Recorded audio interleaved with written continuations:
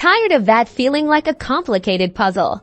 Let's break down how to easily access and review your VAT ledger in Peachtree, now known as Sage 50, ensuring you're on top of compliance first from your main dashboard.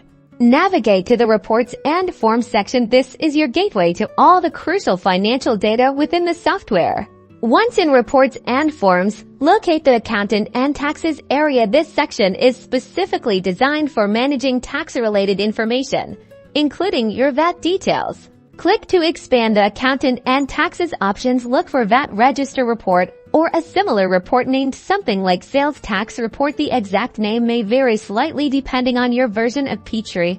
Sage 50. A window will pop up allowing you to customize your report here. You can specify the date range you wish to review, filter by specific VAT codes, and adjust other settings to narrow down the information you need.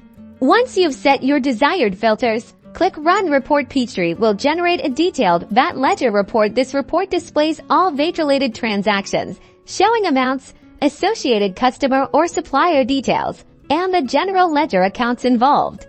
You can export this report to Excel or PDF for further analysis or record keeping. Regularly reviewing this ledger will help you stay on top of your VAT obligations and ensure accurate financial reporting.